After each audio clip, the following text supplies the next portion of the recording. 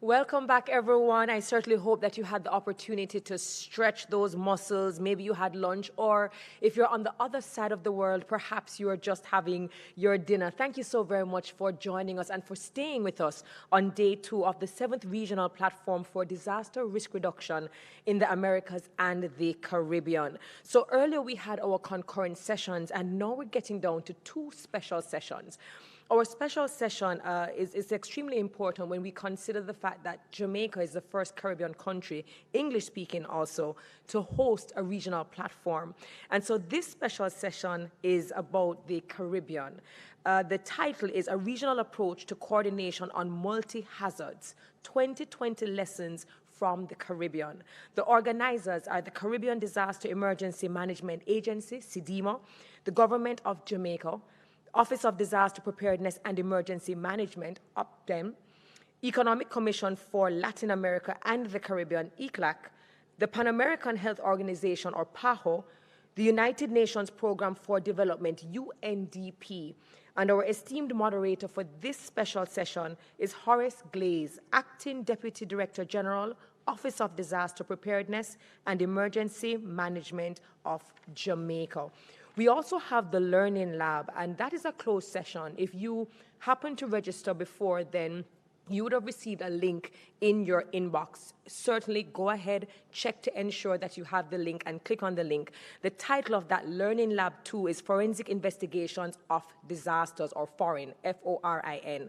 The organizers are the Social Studies Network for Disaster Prevention in Latin America and the Caribbean, LARED, the United Nations Educational, Scientific and Cultural Organization, UNESCO, and the moderator, Alonso Brenes, coordinator of the Social Studies Network for Disaster Prevention in Latin America and the Caribbean, LARED, and Zelmira Mai, or May, responsible for disaster risk management, UNESCO, Montevideo. Please enjoy.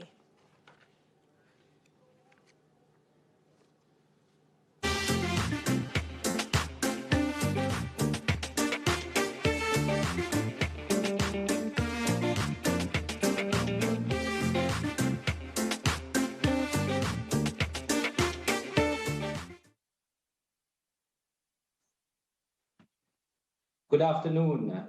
Buenas tardes. Buena tarde, midi. Welcome, delegates, ladies and gentlemen of RP21.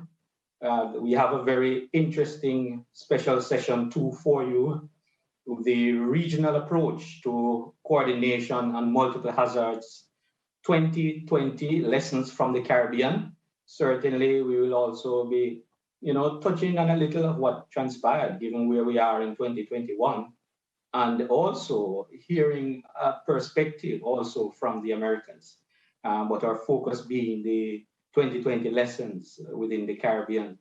Thank you all for joining this very special session. I'm sure you will find it very interesting and have a lot to take away. We have a very esteemed powerful women of the Caribbean panel.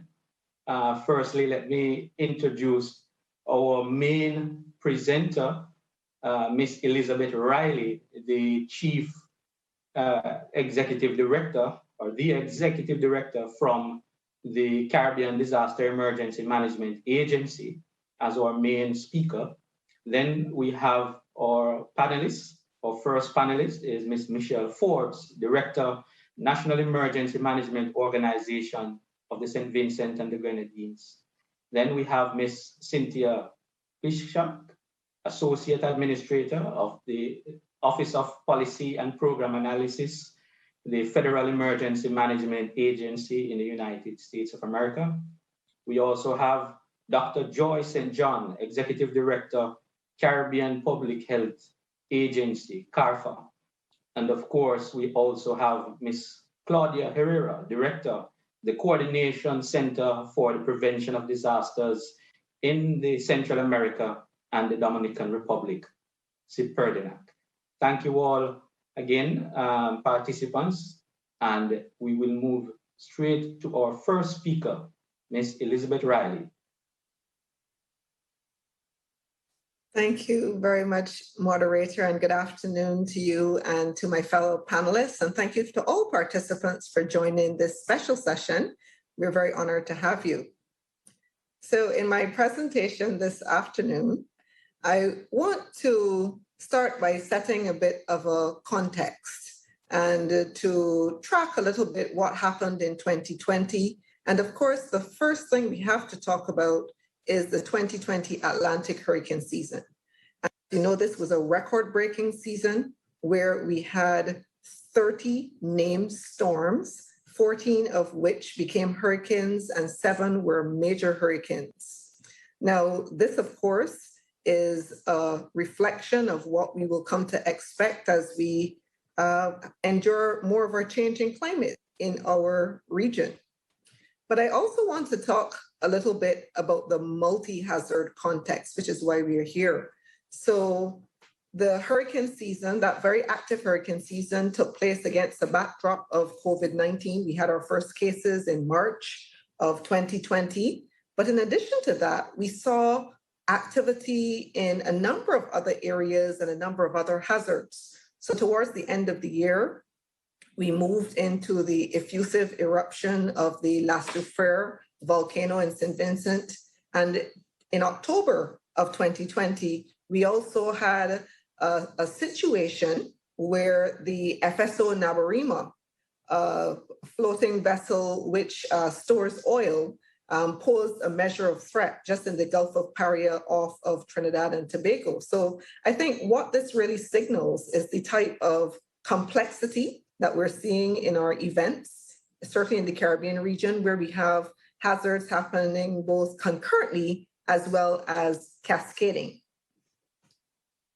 So what about the lessons? Let's talk a little bit about that. So I think one of the first lessons is how we can make good use of our existing mechanisms. How can we effectively leverage them? And in our region, we have what is called the Regional Response Mechanism, or the RRM. And this is our regional arrangement for how we provide support to states that have been impacted by hazards. And you will note on the diagram, it looks a little complicated, but not really. Essentially, we have our governance arrangements, which holds everything together through our plans and our memorandum of understanding. We have at the center of everything a regional coordination center, which I will speak about a little bit more in the next slide in terms of how we adapted during the year. And on the right-hand side, we talk about our surge support, or the deployment teams which are provided to the states. And towards the bottom, you will notice we have what are called our sub-regional focal points, which are Barbados, Trinidad, Antigua and Barbuda, and Jamaica. And they perform a very special function within our system to make sure that geographically we're able to respond quite quickly. So I think the critical message here was really about agility and flexibility. And we recognize that we definitely could use our existing mechanisms, but we should not be afraid to pivot and to find new ways in which that mechanism could become more effective. And one of the ways that we found was in adjusting our governance arrangements, particularly as it related to our regional coordination center. And specifically as it related to COVID-19, we established a new cell within our regional coordination center. And this is our core coordination group on health. One of the members is here with us today, in the Dr. St. John, who's the executive director of Karfa. And this was a very critical mechanism, allowing us to have a very close coordinating relationship with the health sector as we traverse the COVID-19 pandemic. And this arrangement is still working. We also recognize the importance of partnerships. This was a loud message from 2020. And working closely with our regional and our international partners, very importantly, towards common results. And once we had agreed to the direction that we wanted to go and what we were trying to achieve, the coalescing around those common results became much easier. And in fact, this mechanism, the core group, it functions up to today. And we also have support from the institutions of the security cluster who worked alongside us. And you will see, for example, that the regional security system and CARICOM impacts are integrated into that partnership diagram. I think the season also taught us how to maximize opportunities, because as challenging as COVID-19 was, we found that there were spaces where we could try new things and to explore areas that we had not fully explored before. And one of those areas was in the area of logistics. And recognizing the challenge that the region was having in accessing personal protective equipment, and also in keeping with the efforts of our political leadership to identify and leverage PPEs for our Caribbean states, we set up an integrated regional logistics hub in Barbados, located at the Bridgetown port for marine items which were coming in via marine transport, and also at the Grant Adams International Airport for those which came in by air. And we were able to work together with private sector partners, including regional airlines, our military colleagues, including the French installation in Martinique, to ensure that these personal protective equipment items, as they came into Barbados, they were pushed back out very quickly to all of our CARICOM states, full members and associate members, and this was quite a successful exercise. The other key message, I think, is that it's really about the people. And what we recognize is that the unique nature of a pandemic and the protracted duration that the pandemic has continued on, and it's still going, it means that it really caused a radical shift in the socioeconomic profiles of our Caribbean states. And this put additional pressure on our social protection systems. And I think it taught us quite a lot about the real importance of factoring in human behavior. And the different perception of risk is something that very much came to the fore. And we continue to see it today, even with respect to the extent of which persons are accepting vaccines or hesitant about vaccines. And I'm sure you'll hear more about that on the health side from Dr. St. John. So I want to conclude by just raising the point of resilience, because we have, as an agency, have been promoting resilience as a critical goal of our region since 2001.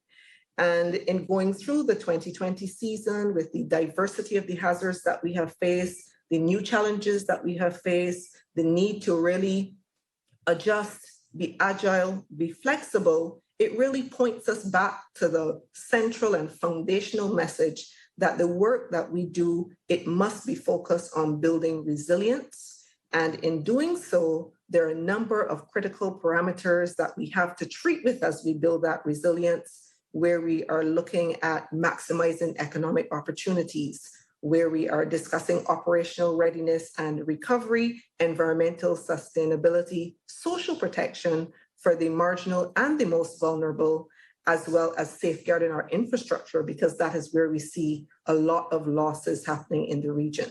So I hope this sets a good context for you, and I very much look forward to the contributions from the members of the panel as we look at the aspects related to the national and other regional aspects of the 2020 season. Thank you very much. Gracias, Senorita Riley. Thank you very much for setting the context so nicely for this session. Some strong statements coming out there. Record-breaking 2020 hurricane season. Strong regional mechanism to be further strengthened through lessons and experiences. Partnerships for effective coordination. People vulnerability and the perception of risk. Thank you. We move now to our first panelist, Ms. Michelle Forbes, Director, National Emergency Management Organization of the St. Vincent and the Grenadines.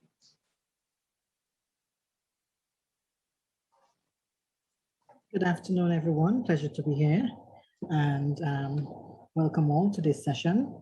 So I'm going to discuss this afternoon the whole issue of the lessons learned here in St. Vincent and the Grenadines from the various events that we would have had 2020 rolling into 2021.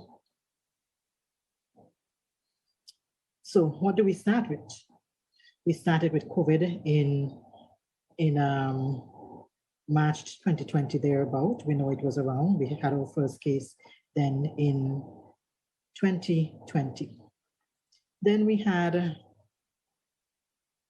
dengue. And I'm doing this. So we said, okay, it's a double whammy. We have dengue.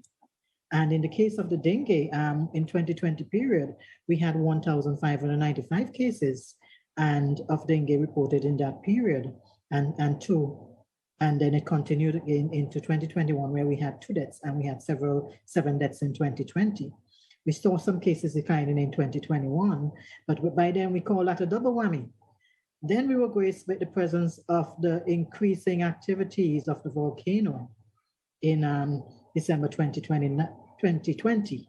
And then, of course, we had the eruption on April the 9th, 2021, followed by flooding in April again, 2021. And then we had, of course, Hurricane Elsa passing through. So what do you combine when you have all of these multi-hazards? You have double whammy, triple whammy. What do you say about 4 and 5? So we have these continuing events as we continue from 2020 into 21. And this is the context in which we are presenting our whole multi-hazard national response, and the whole regional response also has to be able to tailor to suit this reality. Setting the context in terms of the national mechanism that was used to manage these various events. We started out with using our national framework, and many persons wondered why NEMO was involved in the whole COVID-19 pandemic and supporting the Ministry of Health. We don't take over, we support the Ministry of Health and coordinate. We were a member of the task force that was established December into January 2020. And on March the 14th, we became fully activated at the National Emergency Operations Center level, where we actually operated for quite some time until the week before the volcano showed signs of going into a more explosive phase. And then we continued that whole collaboration, because we're one of the few organizations, a few countries in the region that actually utilize the entire national mechanism to support the Ministry of Health. We had the Ministry of Health who would have started their pandemic plans through regional organizations working in the region, Karfa and PAHO, and they had at least a semblance of a plan going forward, because we would have gone through Ebola a few years ago, preparing for that eventuality if it came here. So there was already some semblance of plans there for the Ministry of Health and our nation to really look at managing these events. At the national system, we had already approached, basically adopted the comprehensive disaster management approach to all hazards approach. Many persons don't see it, so that's why the question why we were involved in supporting the Ministry of Health. But those of us who were involved, we had St. Kitts and Jamaica, 2 of the other countries that would have utilized their national laws and mechanism to support the Ministry of Health. In St. Vincent, we would have established a contingency fund a few years ago that we have been contributing towards. And ironically, even though persons thought it was established to mainly deal with the natural hazards, it was the COVID-19 pandemic that forced us to really withdraw or take funds from that kitty to really support the resource mobilization at the national level for the Ministry of Health. What can we look at the lessons learned from these events, 2020 into 2021? We need to pay a bit of more emphasis on the resource mobilization. I recall clearly in 2016 thereabout, when we had a partnership with the Ministry of Health, and we had a donor, a donor externally international, and in the Ministry of Health, as we were dealing with Ebola then, they saw it fit to mobilize the first isolation tent that we had here in St. Vincent. And you see that in the top picture. What can we learn again in terms of, we need to plan for the long haul. COVID started, well, some will say December 2019, early 2020. We're still in it, and we don't know how long we are going to be in it. We don't know when we'll have the variants to the end power, but we have to continue to manage in this context that it's not a hydromet event that may only pass through a few days, and we deal with it. Some persons think they're only going to an emergency shelter for 2 or 3 nights, and then we are now in case of the volcanic eruption, you stay 6 months and we still have 100+ persons in the emergency shelters. So we'll have to look at these multiple scenarios, contexts, and how we are going to manage at the national level, at the community level, because persons can be displaced for quite some time. We have the COVID-19 pandemic in particular has really placed a socioeconomic strain on our country. Many persons who have been displaced by the floods, displaced by the volcano, how are they surviving? Because many have lost their jobs, those who were sailing on the cruise ships, etc.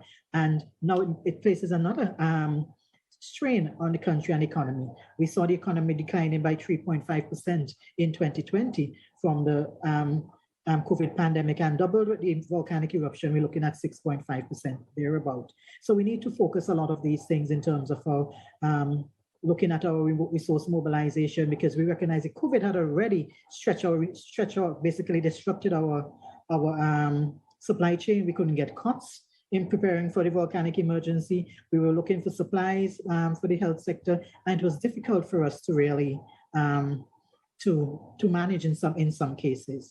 We have to follow the science. I don't want to debate the science on the COVID-19, but we have to follow the science, especially in terms of the volcanic eruption. Many thought it would stay effusive for a while the scientists was preparing us for that event. We knew it was going to go bang at some point, because we didn't have a contract with the volcano to say, hey, come tomorrow, come next week, or come next year. It came when it was supposed to come.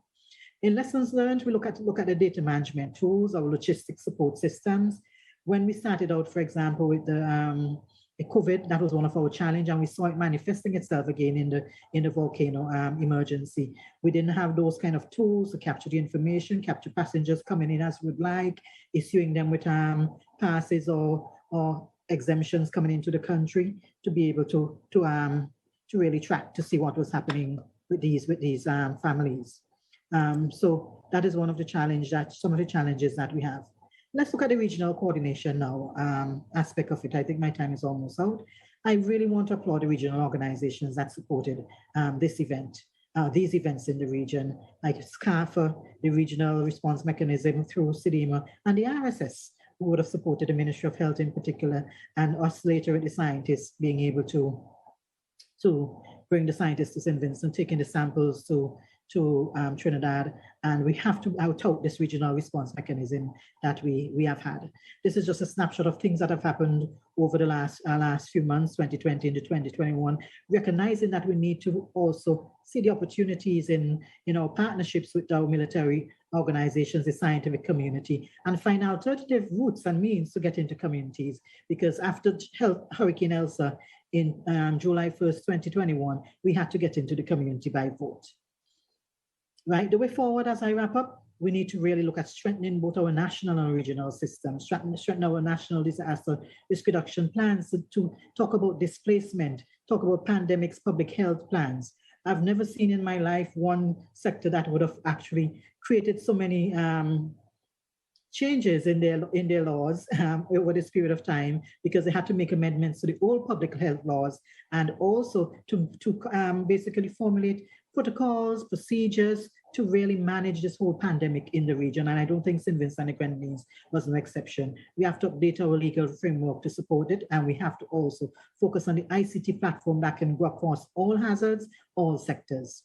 The coordination of relief at the national and regional level, that needs a lot of work to be done in terms of going forward. I think COVID saved us here in St. Vincent to some extent, because then we were not able to have the influx of agencies into the country, as may have happened if we did not have COVID around. So that created some restriction. And as I wrap up, I really want us to focus on the sectoral resilience that we need to strengthen in terms of our intersectoral cooperation and coordination at the national level and at the regional level. Our sectors need to be strong. The Ministry of Health sector needs to be strengthened. Many other sectors need to be strengthened so we can actually support this entire national mechanism. And here ends my presentation. Thank you very much. Thank you very much, Ms. Forbes. There you have it. We see double entropy. One is complex disaster response, migration, mobilization challenges, etc. Thank you for that interesting experience of the St. Vincent and the Grenadines. We move on now to our second panelist, Ms. Cynthia Pisha from the Federal Emergency Management Agency. Thank you, Mr. Glaze. It's an honor to be here amongst this impressive set of panelists. I appreciate the opportunity to discuss the Federal Emergency Management Agency's, or FEMA's, role in the COVID-19 pandemic response and other catastrophic disasters over the past year and a half or so. As you know, from 2020 forward, the global emergency management community faced historic challenges as we adapted to performing our critical missions in the coronavirus or COVID-19 pandemic environment. It seems that each year we ask more and more of our emergency managers at all levels to meet the needs of the public doing a variety of compounding events. Michelle spoke a bit about this in the type of role around our all hazards approach. During the COVID-19 pandemic, as Liz highlighted, 2020 brought us a record-breaking season of hurricanes. And in addition, the United States government was responding to wildfires, flooding, and several other natural disasters. While we effectively responded to each of these events, the COVID-19 environment made the response and recovery efforts much more challenging. FEMA and partners at all levels of government developed plans to adapt response and recovery operations to ensure prioritization for life safety, life sustainment, and the protection of the workforce, and continue to deliver on the FEMA programs. These plans are based on key emergency management principles, which focus on pushing decision-making to the lowest level possible. The United States emergency management system is most effective when it's locally executed, state managed, and federally supported. FEMA utilizes 10 regions across the country to coordinate requirements with state governments, local, tribal, and territories. Coordination bodies participate in these daily resource adjudication processes at all levels of government. The allocation of personnel and equipment must be made on a sequence of use rather than on urgency. For example, we don't need to send vaccines to a place where no one is available to administer them. FEMA issued response planning guidance to state, local, tribal, and territorial partners at the start of the 2020 hurricane season, with a specific focus on how we could adapt to the COVID-19 environment. For example, the guidance focused on how FEMA would support remote disaster operations, given the complexities of the pandemic and the need to minimize the number of response personnel and survivors at risk. This guidance also encouraged local jurisdictions to review their response planning to ensure they could continue to meet existing command control responsibilities while also being prepared for any future requirements brought on by evolving and emergent incidents throughout the year. If you're interested, this guidance is also available to the public on FEMA.gov, and it's titled the COVID-19 Pandemic Operational Guidance. FEMA is committed to expanding climate planning and resilience activities that take into consideration all communities, including those that have been underserved. We know that disasters with compounding events disproportionately impact communities that have been underserved, meaning those with a particular characteristic that have been denied an opportunity to participate fully in aspects of civic life. Equity and climate adaptation are priorities for our administration, and we have a lot of opportunity to make strides as leaders in this space. Earlier this year, we stood up steering groups that were focused on climate and equity so that we continue to identify opportunities and barriers for improving our delivery in this space. FEMA is considering these experiences and lessons learned from these unprecedented challenges over the past few years as it's developing its next 5-year strategic plan. There are many dimensions of disaster risk reduction, and each of you have unique challenges and resources within your own countries. In our experience, successful disaster risk reduction efforts are those that originate at the local level, where those initiatives and long-term projects reflect the values and the priorities of those communities. So with that, I'll close with sharing some of our critical approaches to enabling success in this multi-threat or response environment that I hope resonate with you. The first is communicating early and often about the prioritization of personnel and equipment across concurrent events. The second, similar to some of Liz's remarks, are considering employee safety. People must come first, and it's hard to meet the mission if we're worried about things like our family and how we can keep ourselves safe. And then third, ensuring emergency management, public health, and elected officials jointly identify the outcomes to be achieved and associated timelines to help set those expectations. Thank you very much for this opportunity, and thank you also to Jamaica and SEDIMA for organizing and hosting this important event. Mr. Glaze. Thank you very much, Ms. Pisha. Very interesting from the United States of America. You heard it again, local action and education is key. Operational guidelines and tools save lives, strategic planning for the future. Thank you. We move to our third panelist, Dr. Joy St. John, Executive Director, Caribbean Public Health Agency, Karfa. Hello. Let me see if I can get this clicker open. Great.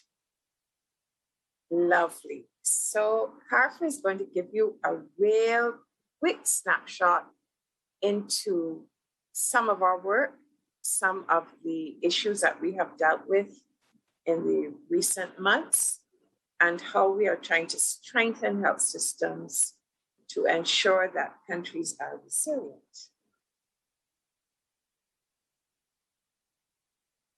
So first of all, I wanted to let you know what are the divisions of labor when we are looking at CARICOM's response to threats, hazards, and events.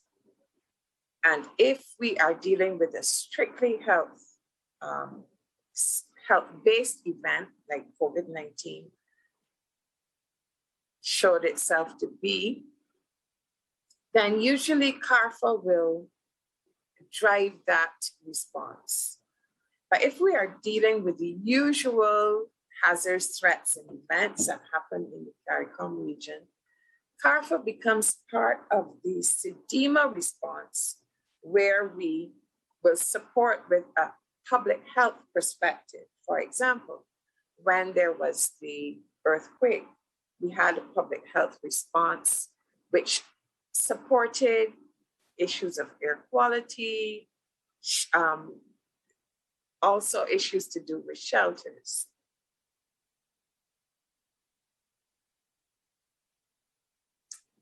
Next slide, please.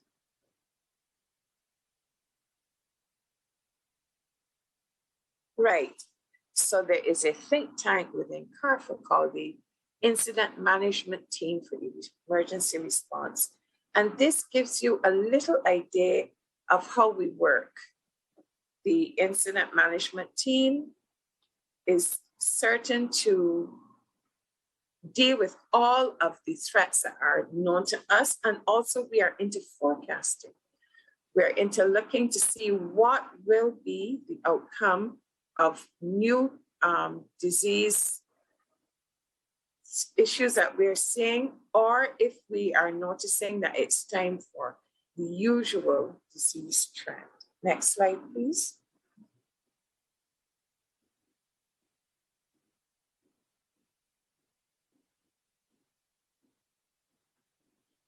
So this gives you a little bit about what are some of the multi-country impacts and disaster responses that we've had in recent times. In the past year, we've dealt with floods, we've dealt with volcano, we've dealt with COVID-19, and we have also dealt with an interesting anomaly that, thank God, did not turn into a real event. And this is the issue of the Naparima listing full of oil.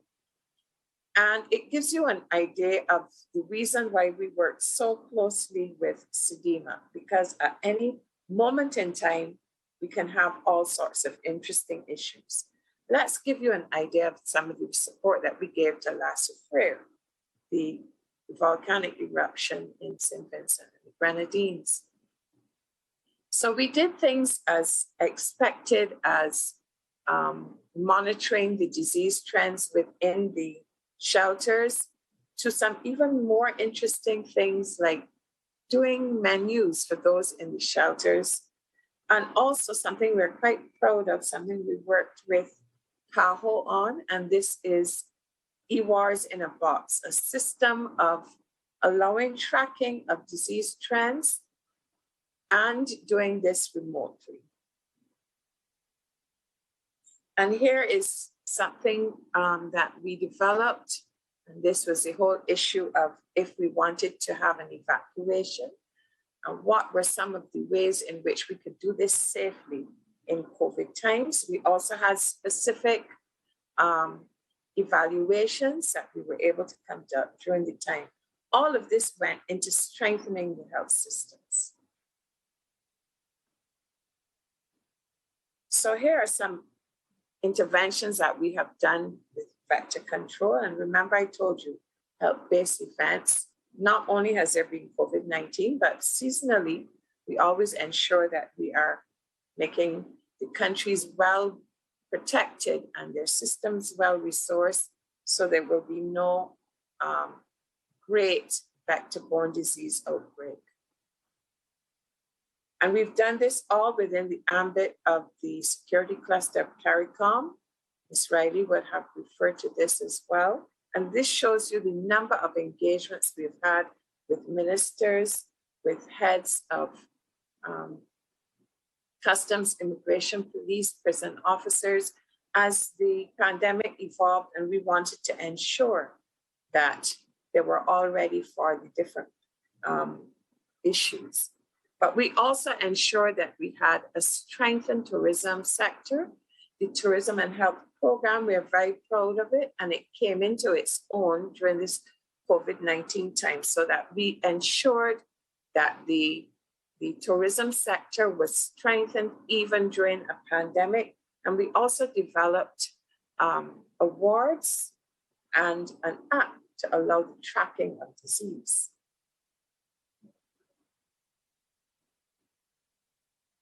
And we cannot forget the whole issue of counterfeit medications. And unfortunately, we've really realized recently that counterfeit medications are coming into the CARICOM space. And here we end up with two things. One, State of Public Health Report, which is a mandate of Karfa, and we did one on climate change. And we had our first virtual research conference this year, and climate change was highlighted as one of the triple threats.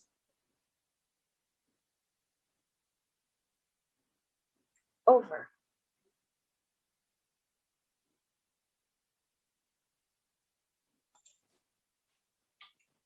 Thank you very much, Dr. St. John. Very interesting set of experiences from Karfa. We hear it again, with upwards of 3 or more hazards in a complex response. One is further highlighted. Think tank, a very interesting approach in terms of an incident management team response. Thank you very much, Dr. St. John. We now have our final panelists, Ms. Claudia Herrera, Director, the Coordination Center for the Prevention of Disasters in the Central America and Dominican Republic, CIPERDINA. Muy buenas tardes, es un placer para el Centro de Coordinación para la Prevención de los Desastres. Such a pleasure for our center for us to have the chance to just really share the lessons learned, specifically in this type of scenarios that are so different in 2020, and that also led us to an unprecedented situation, which has also been quite difficult for our region, specifically to all of us in the Dominican Republic. A lot of natural disasters affected our country, so we can talk about ETA and OTA disasters as well. This also led to a series of flooding and to earthquakes and to a lot of threats after all of this COVID pandemic, which made everything a little bit more complicated in terms of this response and risk scenario. We had material impact as well that is caused by other events and that yet persist in this region, specifically in this third wave of the pandemic that is now somehow, hitting us. We need to consider that the hurricane, the pandemic, and other local matters not only affected the livelihood of people, but also the human resources, technical, financial resources, in the risk management system. Specifically, when we need to respond to all of these emergencies. Ever since 2020, of course, we have had a bigger challenge, at least, or mostly considering what we had expected, because everything becomes worse with the pandemic. So we need to work and to continue really getting work done and orchestrated. These storms, these hurricanes also entail significant losses and damages for most of our countries. In the cases of ETA and OTA in November 2020 in Guatemala, Honduras, Nicaragua, we had losses and damages and additional costs in about 2,200 in Honduras, 700 million for Guatemala, and 2.7 for Honduras and Nicaragua, and 742 million.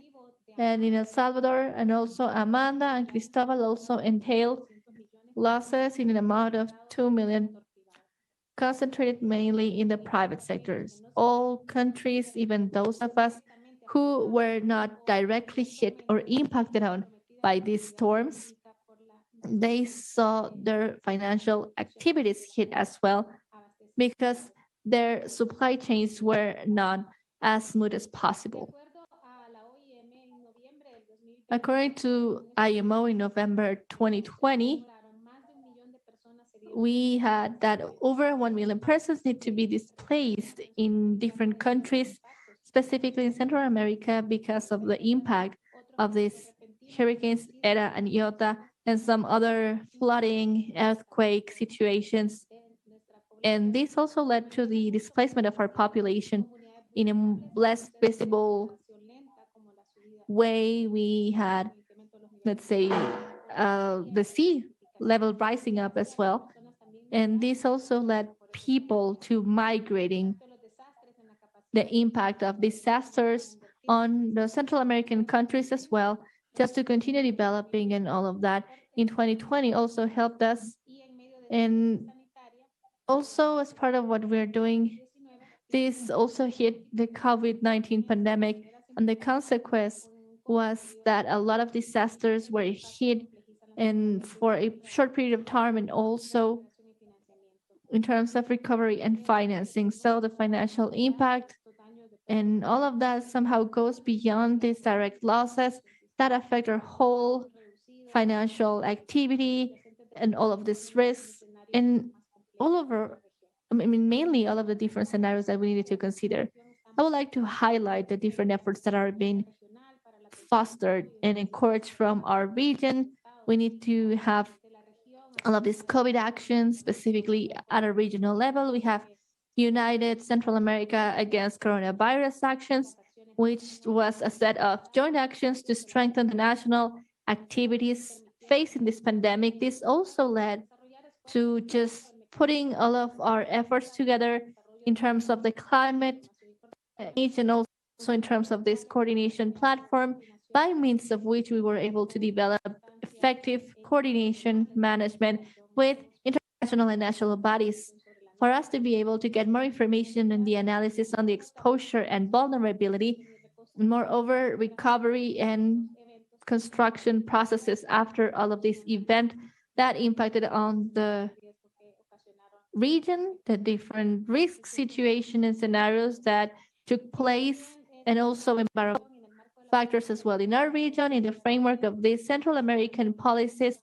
for risks that are mainly related to the legal realities in our countries, have led to efforts to manage risks, development, education, and also climate change, preparedness as a response to emergencies. We have national drills in each and every one of our countries. For instance, in Nicaragua, we have 4 drills. In other countries, they just involve about 1.5 million persons involved.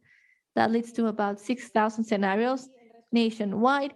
And also the rest of the countries are also developing all of these activities to just find other capacities and recovery. So in 2019, we developed the first regional humanitarian assistance drill for us to be able to build our skills, our capacities. And we had 300 members from our rescue teams. They were just really facilitating all of this in all of these entities. And through these drills, we were able to get more practices, more preparedness, more also rescuing actions.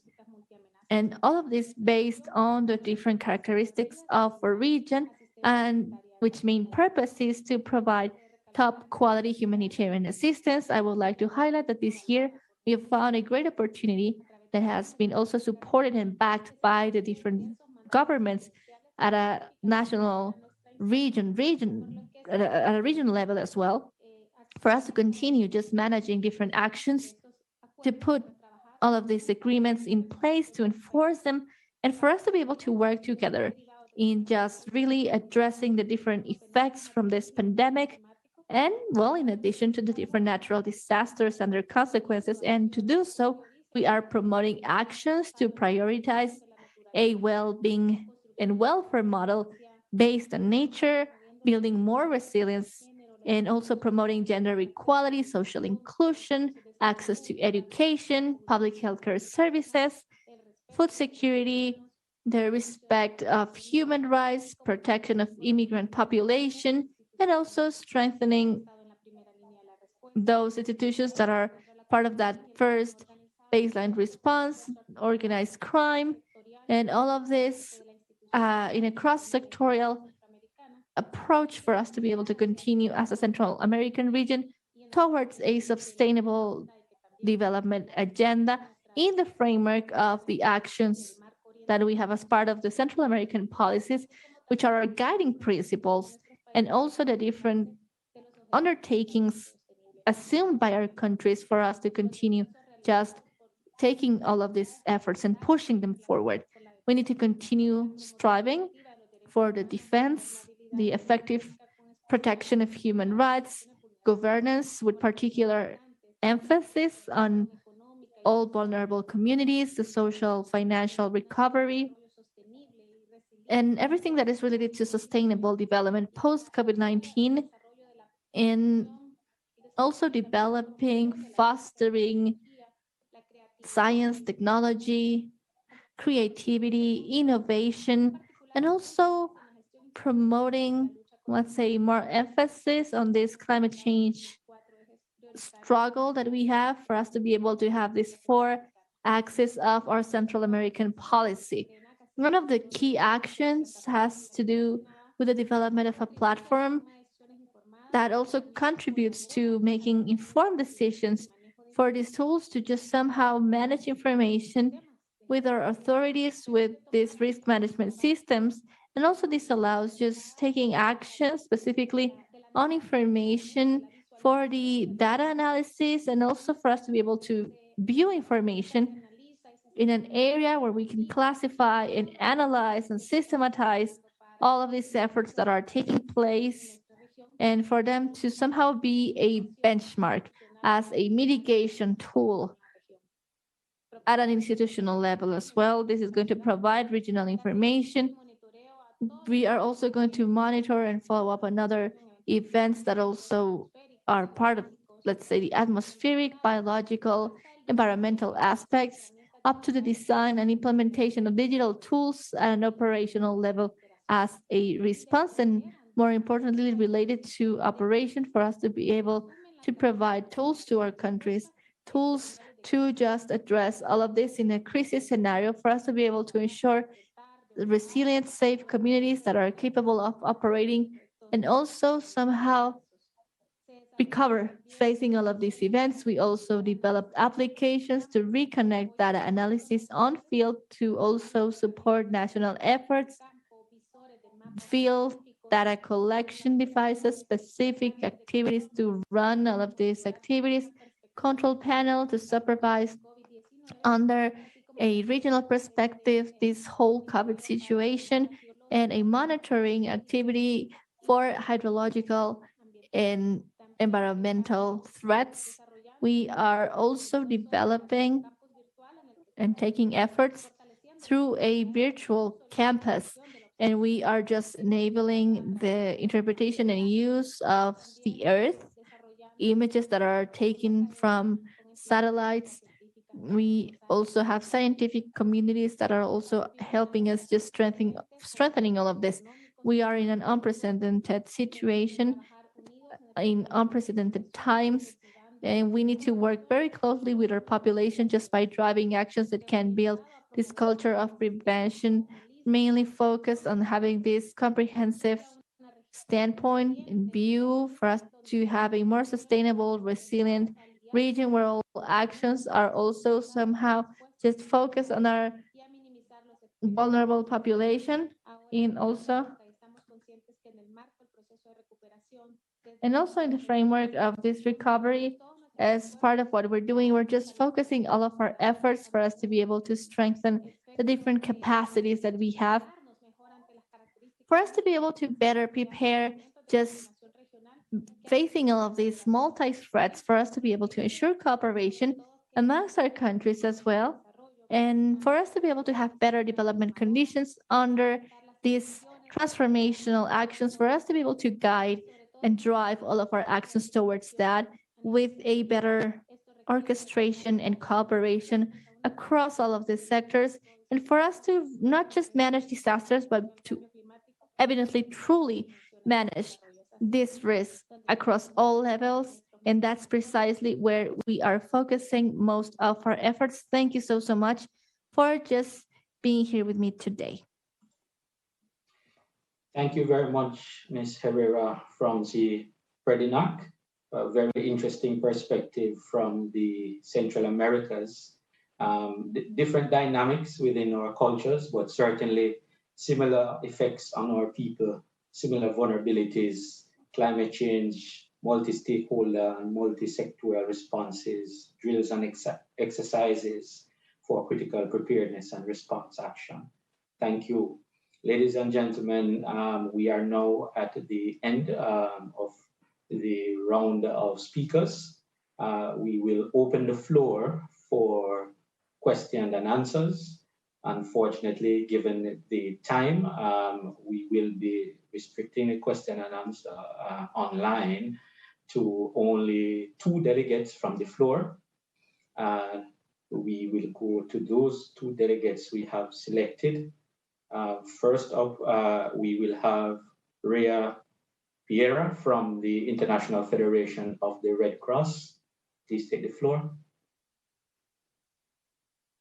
Hi, good afternoon, everyone. And first of all, thank you so much for allowing us this space at IFRC to be a part of this session and to ask a question to our panel of delegates. So my question to you all this afternoon is this. Red Cross societies serve as auxiliaries to the government. This auxiliary role provides an essential space for dialogue and mutually beneficial relationships between Red Cross national societies and public authorities. As such, a strong auxiliary relationship between a Red Cross society and public authorities can make humanitarian and development action more effective and efficient. As actors within the Caribbean humanitarian space, how can Red Cross national societies best support the work of public agencies in dealing with major challenges of authorities to address the effects and impacts of multiple hazards?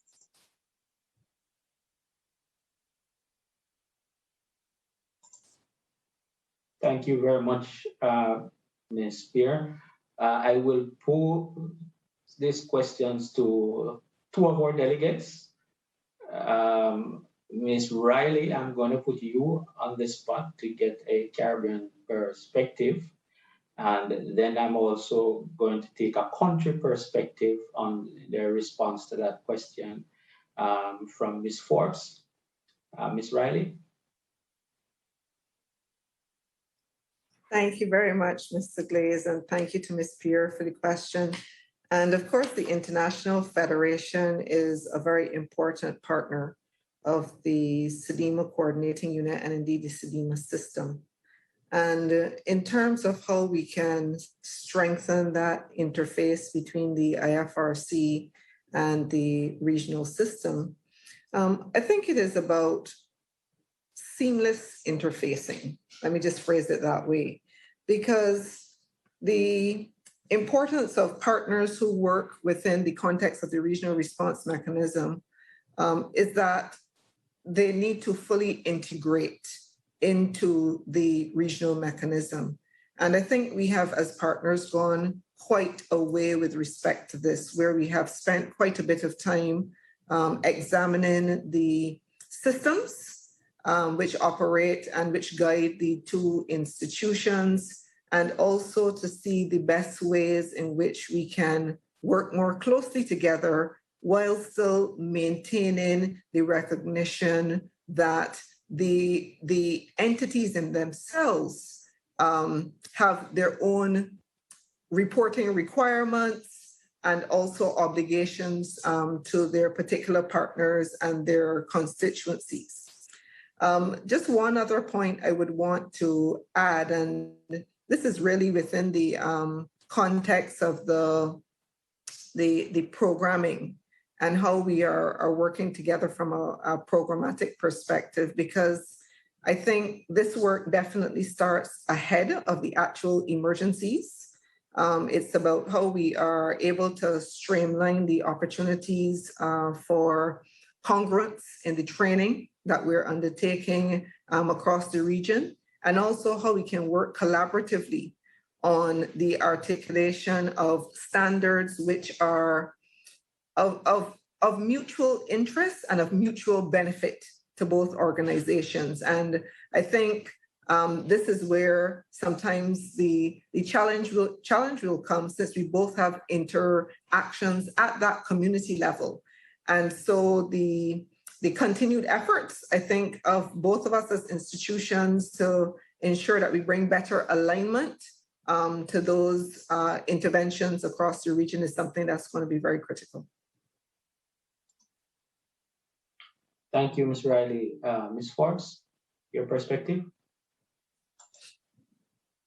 Okay, thank you.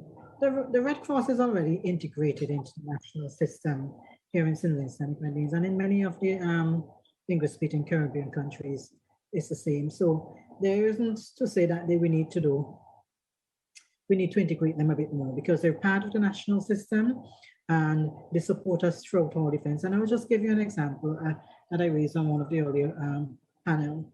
We, for example, during the volcanic emergency, we need to get schools back up and running. We need to get persons out of the emergency shelters at the schools. And the Red Cross stepped in as a partner to work with the Ministry of Education and our government in providing alternative accommodation for those families so that we can get the schools up and running. We partner with them in a lot of other projects, identifying communities. We can support looking at building the community resilience. So we have to continue that strengthening with the organizations and such as the Red Cross, and have them at the table with us all the time. I think sometimes we find when there are projects and programs, maybe we don't know about it when the Red Cross is implementing it, but as they have that auxiliary role, they're always part of the national system. So it's not really an issue for us integrating them at the national level. Thank you very much, Ms. Forbes. Certainly, partnerships bring us a far way in responding to the emergencies, and we heard that as one of the themes throughout our various panelists in their presentations. We will now take our final question from Pisha Linton from the Regional Security System in the Caribbean. Hi, good afternoon, Mr. Glaze. Good afternoon, everyone. First, I wanted to say thank you to all our presenters and panelists for such thought-provoking presentations and how we move forward after the events that's going on within the region and the world. My question was actually going to go to Ms. Forbes and Ms. Riley, talking about the same integrating our international agencies within the region.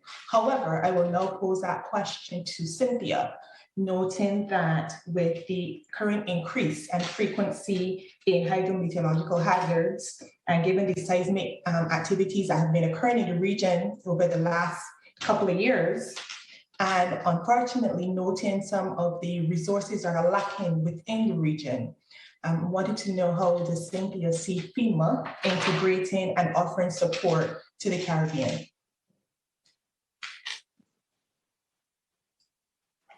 Thank you for the question. I think it's so important to have those open dialogues. And it was one of the things that I was thinking about with Ms. Pierre's question too, in terms of being very transparent with each other about kind of what some of our planning factors are and what our actual capabilities are.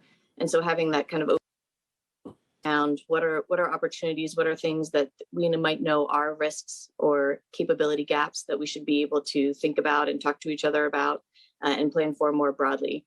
And there's certainly a lot of value in whether they're forums like this or we have the opportunity to share kind of lessons learned around that space, and also provide some visibility into what are some of the unique local things we can focus on and learn more about the communities so that it is the best type of support that we can offer and learn from each other.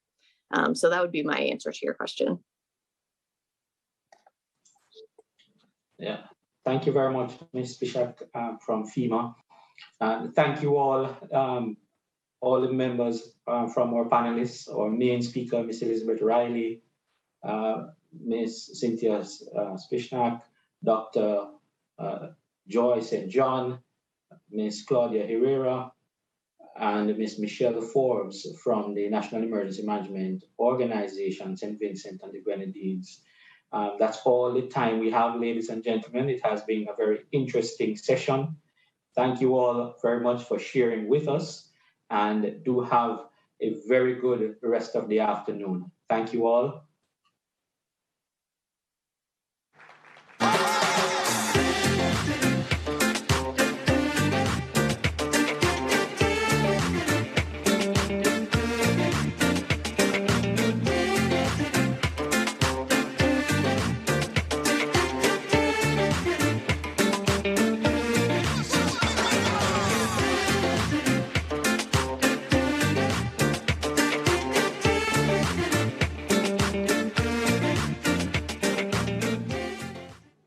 Fantastic stuff coming out of these sessions. Definitely some common themes from yesterday into today. Words like inclusion, innovation, science, technology, data exchange, creativity, agility, adaptability, partnership, planning, and preparation are words that we constantly hear used in these sessions. I would like to take the opportunity to thank Horace Glaze, who was in charge of the special session. I saw him practicing his Spanish and his French. Buenas tardes, bon après-midi, sir. I'd also like to thank Alonso Brenes and Zelmira May, who guided the session on learning, the Learning Lab session. We really want to also thank our participants who comment, they share, and they also pose their questions. Without their participation, then it really wouldn't be as dynamic as it has been. So we're bringing down the curtains on day 2 of RP 21, and we just have a couple of reminders for you. Number 1, we have virtual tour. There's a virtual tour that is sitting right now on the Hopin platform, and it's an ideas incubator. There are 29 new ideas on disaster risk reduction that have been put forward. And so you have the ability to go, to click on, to visit, to look at this virtual tour, to explore and to learn and possibly come up with new ideas of your own. Not only is the virtual tour there, we also have official statements from member states, intergovernmental organizations, and other partner groups from which you may learn a thing or two. For the members of the media fraternity, I am reminding you that tomorrow is your very last time, your last chance to sign up and to register for the media training that has been taking place over the last 2 days, and it is specific just to our journalists with regards to covering news and how to use appropriate language when we're speaking about disasters. Again, we want to take the opportunity to acknowledge our partners. Thank you so very much to the organizer, the Government of Jamaica, specifically the Ministry of Local Government and Rural Development, as well as co-organizers, CDEMA, Caribbean Disaster Emergency Management Agency, as well as UNDRR, the United Nations Office for Disaster Risk Reduction. We added a live Twitter feed right there, so if you're using the Hopin platform and you're using the hashtags, hashtag RP21, hashtag ResilientJA, hashtag Resilient Caribbean, hashtag Sendai Americas, then we will see that live Twitter feed. Before we say goodbye, I would just like to say that in the special session that Horace Glaze was moderating, it was very nice to see a panelist and a speaker from SVG. I don't know if a lot of you are aware, but from last year into this year, a lot of our dignitaries from SVG, panelists, speakers, and participants, they were not a part of a lot of our virtual ecosystem or virtual events because of the disasters that they experienced. Not only did they have the eruption, but they had flooding right after, and then of course they had evacuation, all while dealing with a pandemic. So when we look at the theme, building resilience, it's really nice to see SVG participating, and I think they are examples of what resilient people, especially in the Caribbean, look like. So on behalf of everyone here, we're coming to you live from the Jamaica Conference Center. We wish you all the best. Sleep tight for those who are already on their way, and for those of us who are here and on our way home, I wish you a very safe trip. We will see you tomorrow, same time, same place. We look forward to serving you. Take care.